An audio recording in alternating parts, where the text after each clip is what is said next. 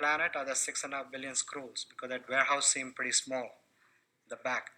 No, it's only those people who are destined to go there. So the fact you're listening to me, Austin, might mean you might go and get your scroll one day.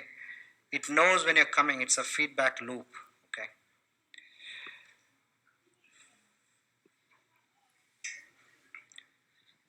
Now here's an unusual statue.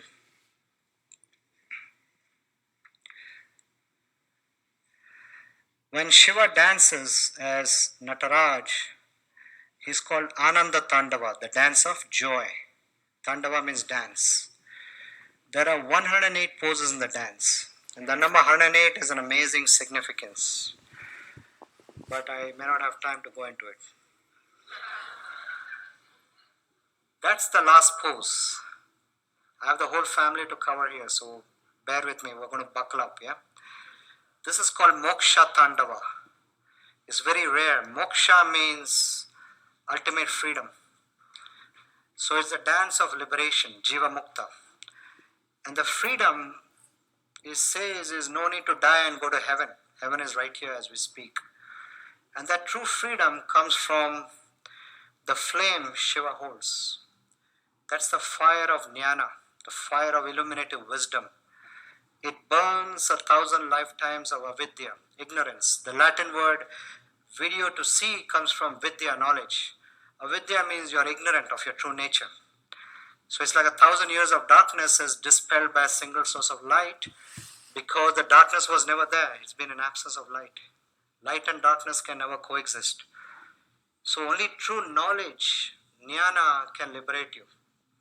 Bhakti, yoga, meditation is all fantastic.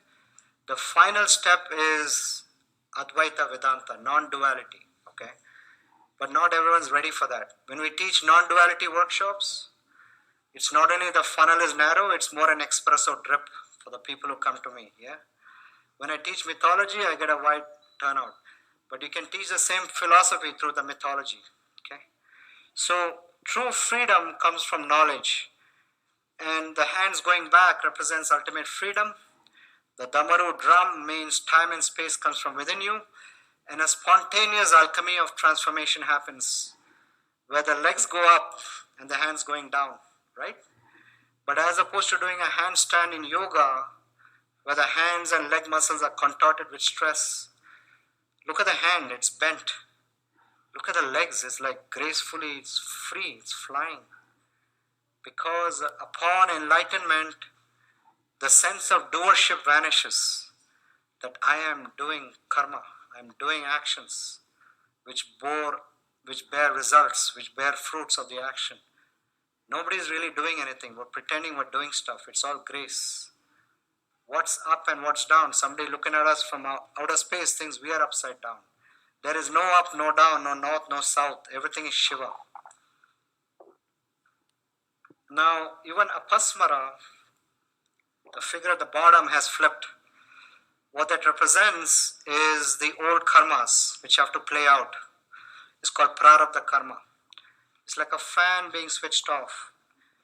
The moment it's switched off, you lose your sense of doership. That's enlightenment. But the fan still takes a while coming to a stop. So that's the old karmas playing out. We come into the world with a backpack of this prarabdha karma. It has to exhaust. That's why even the greatest sage of the last century, Ramana Maharshi, he had throat cancer after enlightenment. So one still has to do spiritual practice, yoga, meditation, chanting, to maintain that. That's what this figure at the bottom represents. So it's like the Zen saying, before enlightenment, one chops wood, carries water. After enlightenment, one chops wood, carries water. The great sages know, on the surface, they act like anyone else. Underneath, they know that nobody's doing anything. Okay. So all the spiritual traditions in yoga come to this state. In Buddhism, it's called nirvana. In yoga, it's called Moksha Tandava, the dance of ultimate freedom. Okay. Let me talk about Ganesh. So Ganesh is considered the remover of